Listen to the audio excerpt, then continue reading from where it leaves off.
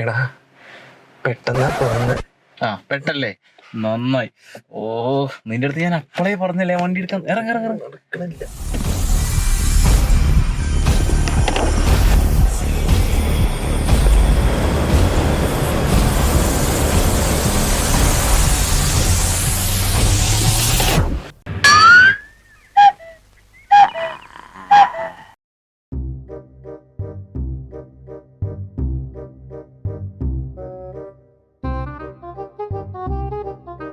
Welcome back to Velocity Street.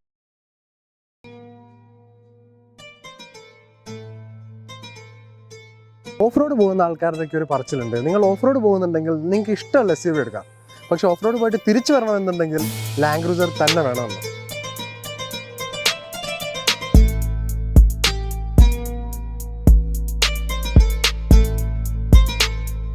ടൊയോട്ടയുടെ reliability, especially land ക്രൂസറിൻ്റെ reliability, അത് world famous ആണ്. അതിനൊരു example പറയാനാണെങ്കിൽ യുണൈറ്റഡ് നേഷൻസ് ഒരു സ്പെഷ്യൽ റെസൊല്യൂഷൻ പാസ്സാക്കിയിട്ട് അവരുടെ ഡെലിഗേറ്റ്സ് ഏതെങ്കിലും ഒരു മിലിറ്ററി അല്ലെങ്കിൽ എന്തെങ്കിലും ഒരു കോൺഫ്ലിക്റ്റ് അല്ലെങ്കിൽ ഒരു പ്രശ്നം നടക്കുന്ന രാജ്യങ്ങളിലേക്ക് പോകുന്നുണ്ടെങ്കിൽ അവർ ലാൻഡ് ക്രൂസർ മാത്രമേ ഉപയോഗിക്കാൻ പാടുള്ളൂ. കാരണം അത്രയ്ക്ക് കംപ്ലൈൻ്റ് ഇല്ലാത്ത വണ്ടിയാണ് ലാൻഡ് ക്രൂസർ. എവിടെ പോയി കഴിഞ്ഞാലും എന്ത് സിറ്റുവേഷനിൽ പെട്ട് കഴിഞ്ഞാലും അതിൻ്റെ എഞ്ചിനോ ഗിയർ ബോക്സിനോ ഒന്നും സംഭവിക്കില്ല.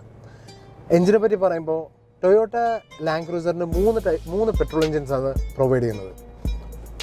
എൻട്രി ലെവൽ എന്ന് പറഞ്ഞു കഴിഞ്ഞാൽ ഒരു 4 ലിറ്റർ V6, പിന്നെ ഒരു 4.6 ലിറ്റർ V8, പിന്നെ top of the range 5.7 litre V8. ഈ വണ്ടിക്കുള്ളത് 4.6 ലിറ്റർ V8 ആണ്. ഈ 4.6 ലിറ്റർ V8 അതിൽ 304 ഹോഴ്സ് പവറും 439 ന്യൂട്ടൺ മീറ്റർ ടോക്കുമാണ്. അപ്പോൾ ഇതൊരു വലിയ നമ്പേഴ്സ് അല്ല എങ്കിലും ഈ വണ്ടിക്ക് 0 to 100 അറൗണ്ട് 9 സെക്കൻഡ്സ് ആണ്.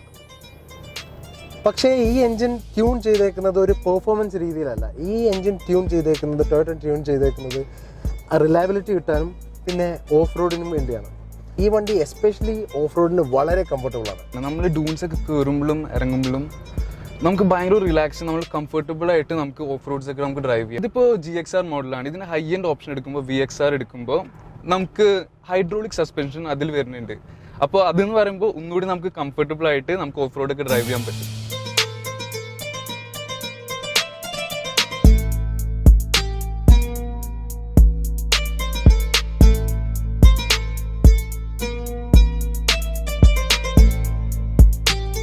ടൊയോട്ട ലാൻഡ് ക്രൂസറിന് 2020 മോഡൽ ഫ്രണ്ട് ഫേഷ്യ നമ്മൾ എടുത്ത് പറയേണ്ട ഒരു കാര്യം തന്നെയാണ്. ടൊയോട്ട ലാൻഡ് ക്രൂസർ റീസെന്റ് ആയിട്ട് അവരിവിടെ സീക്വൻഷ്യൽ ലൈറ്റ്സ് കൊടുത്തിട്ടുണ്ട്. ഹെഡ്ലൈറ്റ്സ് എന്ന് കുറിച്ച് പറയുമ്പോൾ ഇതിന് വന്നിരിക്കുന്നത് ഡുവൽ പ്രൊജക്ടർ ഹെഡ്ലൈറ്റ് ആണ്. ലാൻഡ് ക്രൂസറിന് ഒരു ലക്ഷറിയസ് ലുക്ക് തരുന്നത് അതിന്റെ അലോയ് വീൽസ് തന്നെയാണ്. 20 ഇഞ്ച് അലോയ് വീൽസ് ആണ് ഇവിടെ കൊടുത്തിട്ടുള്ളത്.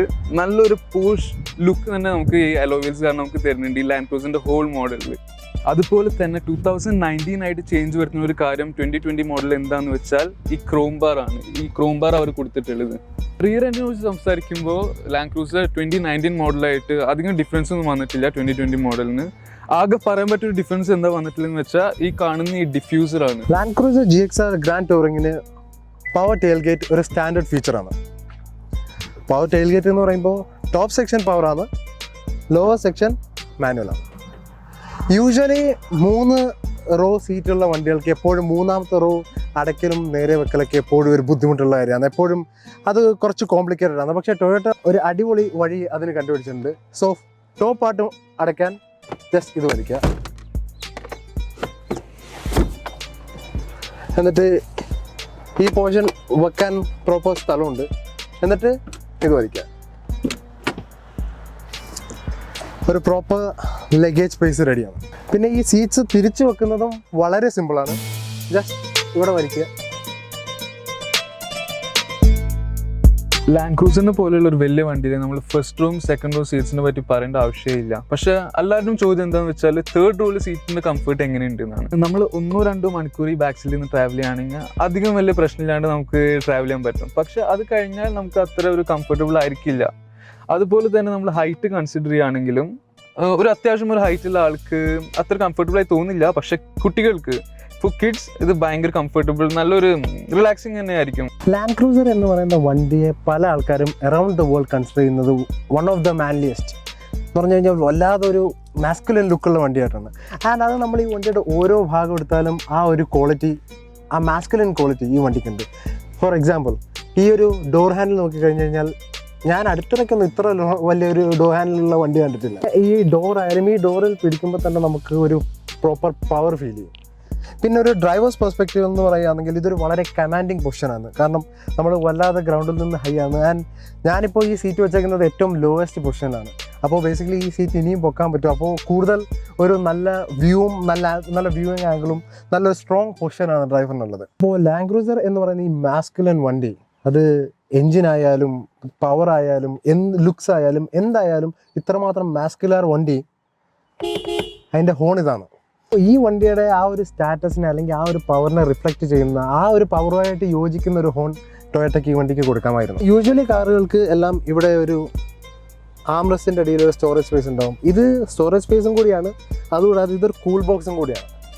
കൂൾ ബോക്സ് അപ്പോൾ നമുക്ക് എന്തെങ്കിലും ഡ്രിങ്ക്സോ അല്ലെങ്കിൽ എന്തെങ്കിലും ചെറിയ സ്നാക്സ് എന്തെങ്കിലുമൊക്കെ തണുത്തിരിക്കണമെന്നുണ്ടെങ്കിൽ ഇവിടെ ഞെക്കിക്കഴിഞ്ഞ് കഴിഞ്ഞാൽ കൂൾ ബോക്സ് ഉണ്ടാവും. ആൻഡ് ദ തിങ് ഈസ്, ഇതൊരു നല്ല പ്രിറ്റി പവർഫുൾ കൂൾ ബോക്സ് ആണ്. ഇതിൻ്റെ ഇൻഫർടൈൻമെൻറ്റ് സ്ക്രീനെ പറ്റി പറയുകയാണെങ്കിൽ കുറച്ച് കാലം മുമ്പ് വരെ ടൊയോട്ടയുടെ സ്ക്രീൻ അത്ര ക്ലാരിറ്റിയുള്ള സ്ക്രീനുകളായിരുന്നില്ല. പക്ഷേ ഇപ്പോൾ അവർ ഈ 2020 വേർഷൻ അവർ ഉപയോഗിച്ചിരിക്കുന്നത് നല്ല ഹൈ റെസൊല്യൂഷൻ സ്ക്രീനാണ്.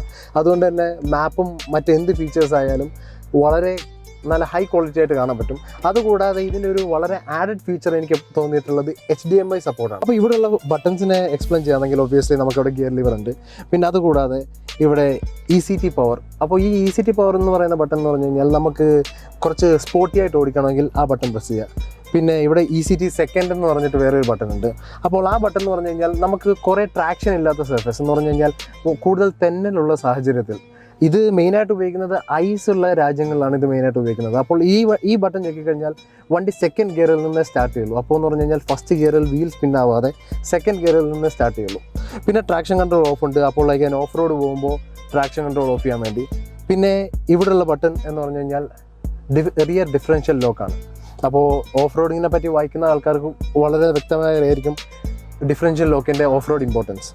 പിന്നെ ഈ ബട്ടൺ അല്ല, ഈ നോബ് ഈ വണ്ടിയുടെ ഒരു വളരെ സ്പെഷ്യൽ ഫീച്ചറാണ്. ഇത് എന്ന് പറഞ്ഞു കഴിഞ്ഞാൽ ക്രോൾ കൺട്രോൾ എന്നാണ് ഇതിന് പറയുന്നത്. അപ്പോൾ നമുക്കെല്ലാവർക്കും ക്രൂസ് കൺട്രോൾ എന്താണെന്ന് അറിയാം. ക്രൂസ് കൺട്രോൾ നമ്മൾ ഒരു ഹൈവേയിൽ പോകുമ്പോൾ 100 കിലോമീറ്റർ സ്പീഡിൽ സെറ്റ് ചെയ്ത് കഴിഞ്ഞ് കഴിഞ്ഞാൽ ആ വണ്ടി 100 കിലോമീറ്റർ തന്നെ പോയിക്കൊണ്ടിരിക്കും. ഇത് ഓഫ് റോഡ് ക്രൂസ് കൺട്രോളാണ്. ആൻഡ് ടൊയോട്ട അതിന് പറയുന്നത് ക്രോൾ കൺട്രോൾ എന്നാണ്. അപ്പോൾ ഇവിടെ 5 സ്പീഡുണ്ട്, 1 മുതൽ 5 വരെ സ്പീഡുകളുണ്ട്. അപ്പോൾ നമ്മൾ ഓഫ് റോഡ് പോകുമ്പോൾ നമുക്ക് ഇഷ്ടമുള്ളൊരു സ്പീഡ് സെലക്ട് ചെയ്ത് കഴിഞ്ഞ് കഴിഞ്ഞാൽ നമ്മൾ ഡ്രൈവർ പിന്നെ ആക്സിലേറ്ററോ ബ്രേക്കോ ചെയ്യേണ്ട ആവശ്യമില്ല. കയറ്റമാണെങ്കിൽ വണ്ടി കൂടുതൽ ആക്സിലേറ്റ് ചെയ്യും, ഇറക്കമാണെങ്കിൽ വണ്ടി തന്നെ ബ്രേക്ക് ചെയ്യും.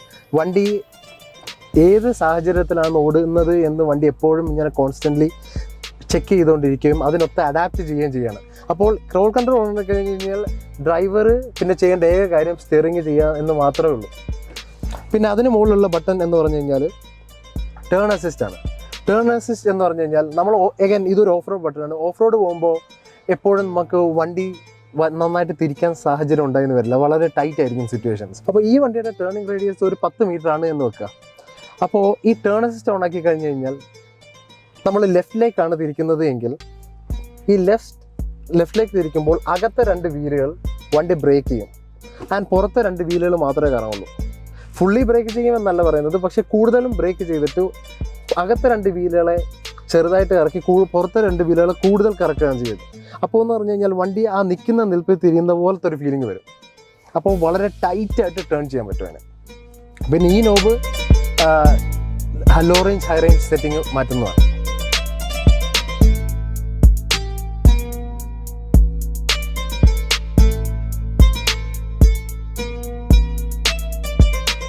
അങ്ങനെ നമ്മളിതിന്റെ എക്സ്റ്റീരിയറിന്റെ റേറ്റിംഗ് പറയുകയാണെങ്കിൽ നമുക്ക് തീർച്ചയായിട്ടും നമ്മൾ മുമ്പ് പറഞ്ഞ പോലെ തന്നെ നല്ലൊരു മാസ്കുലിൻ ലുക്കാണ് നമുക്ക് ലാൻഡ് ക്രൂസറിൽ കാണാൻ പറ്റുന്നത്.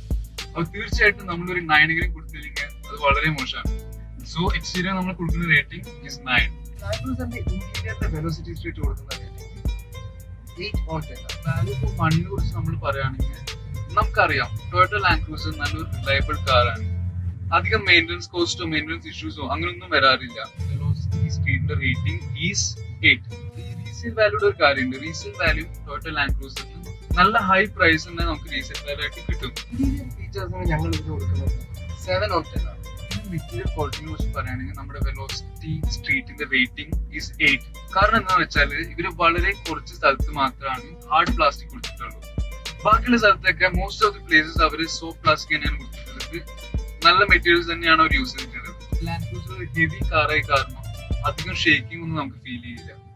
അപ്പോ ഈ കംഫർട്ടിന് വേണ്ടിയിട്ട് വെലോസിറ്റി സ്ട്രീറ്റ് കൊടുക്കുന്ന റേറ്റിംഗ് 7 ആണ്. ഫ്യൂവൽ എക്കണോമി റേറ്റിംഗ് ലാൻഡ് ക്രൂസറിന് ഞങ്ങൾ കൊടുക്കുന്നത് 4 on 10 ആണ്. 10ൽ 4 കിട്ടാൻ കാരണം എന്ന് പറഞ്ഞാൽ ഈ വണ്ടി 1 ലിറ്ററിൽ നമ്മളൊരു ടൗൺ ഹൈവേ മിക്സ് ചെയ്ത് ഓടിക്കാൻ ഏറ്റവും നല്ല രീതിയിൽ 1 ലിറ്ററിന് 8 കിലോമീറ്റർ കിട്ടും.